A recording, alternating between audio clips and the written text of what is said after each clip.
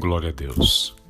Estamos juntos mais uma vez para seguirmos nesta jornada em seu 8º dia sobre o livro de Ezequiel, o profeta, e suas profecias a respeito de Israel, das nações vizinhas e o juízo do Senhor sobre cada uma delas.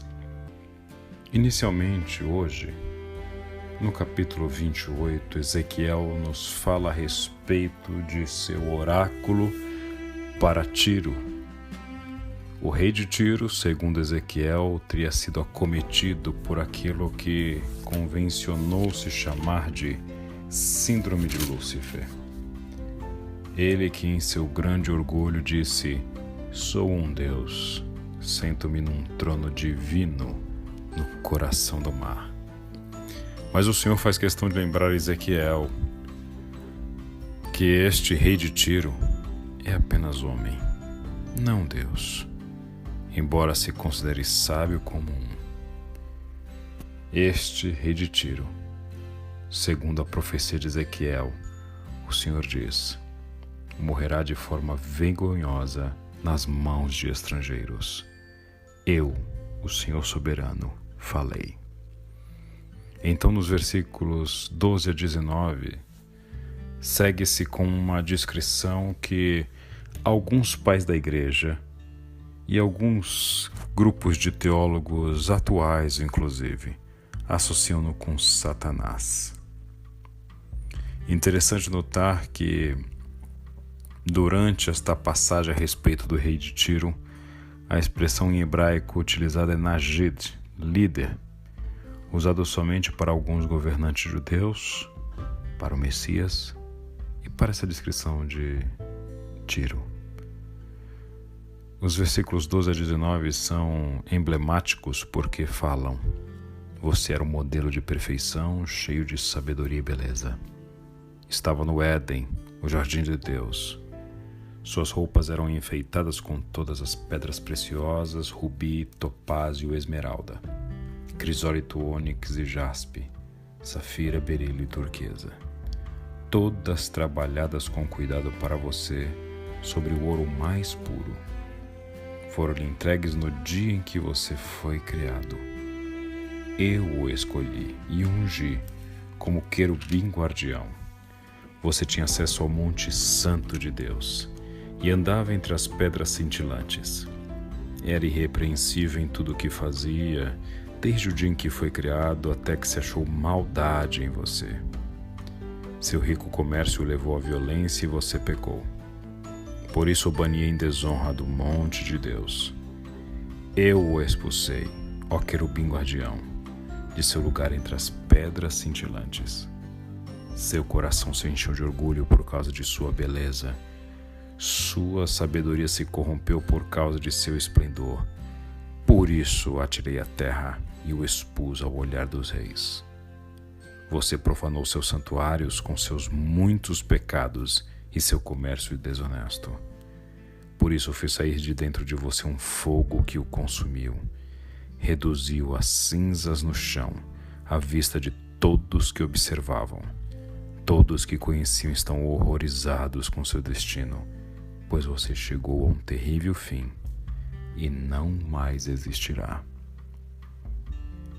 Apesar de esta mensagem ser direcionada ao rei de Tiro, não por acaso alguns associam-no a Satanás, num paralelo a Isaías 14, versículos 4 a 20, que também fazem com que o profeta Isaías, direcionando essa mensagem a um rei humano, também seja compreendido como uma mensagem que diz respeito a Satanás. Mas segue Ezequiel com uma mensagem para Sidom, novamente um julgamento.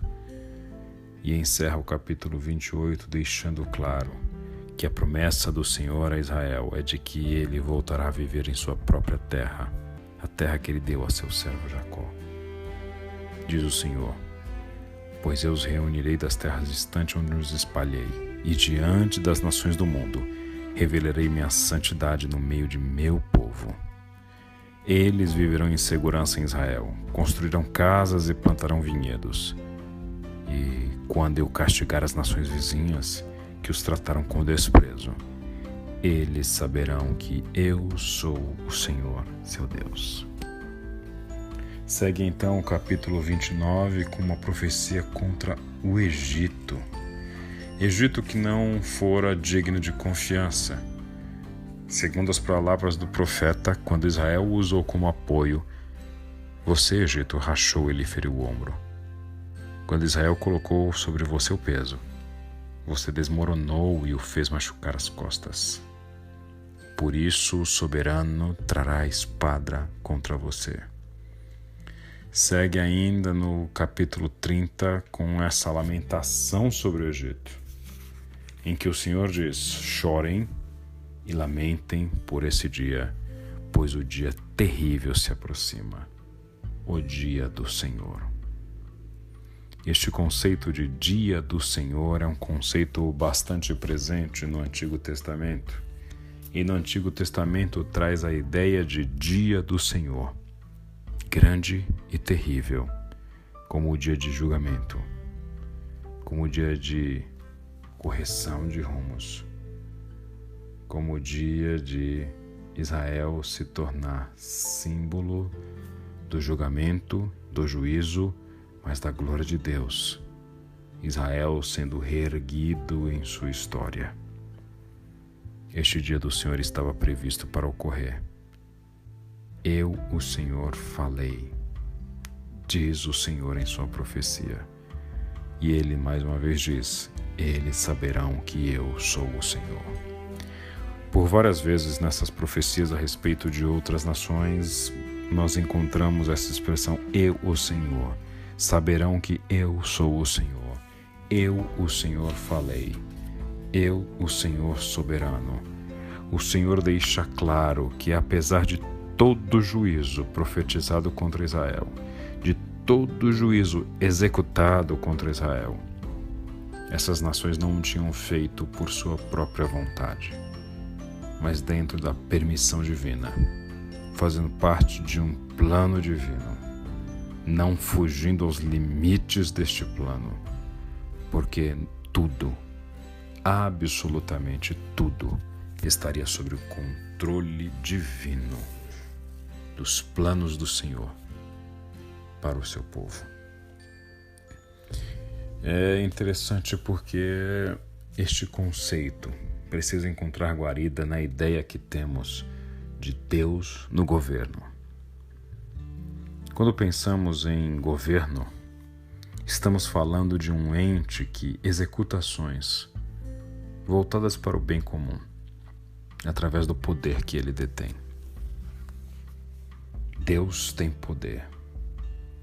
Deus tem todo poder e sempre exercerá o seu poder para o bem. Deus é soberano, ou seja, faz-lhe o que lhe apraz. As nações, ainda que executem juízos, ainda que persigam Israel, ainda que condenem Jerusalém, ainda que passem seus povos ao fio da espada, agem sob o governo divino, agem nos estritos limites da permissão do Senhor. Deus declara nestas passagens de Ezequiel que ele não está submetido a essas nações, mas sim elas que estão submetidas a ele. Elas executaram um juízo contra Israel. Elas fizeram parte da execução de uma sentença existente sobre Israel. Mas Israel é o filho. Israel é o escolhido. Israel é o chamado. E essas nações verão a paga de sua falta de misericórdia, de sua crueldade. Não é porque elas executaram um julgamento divino contra Israel que se tornaram boas. O mal é mal, e Israel só recebeu o mal como paga de sua injustiça. Isso não fez de Tiro, Sidom, do Egito, da Babilônia, lugares gloriosos.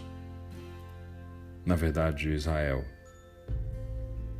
plantou vento e colheu tempestade. Israel não poderia colher figos se plantou azeitonas. Deus se volta contra essas nações por sua justiça divina.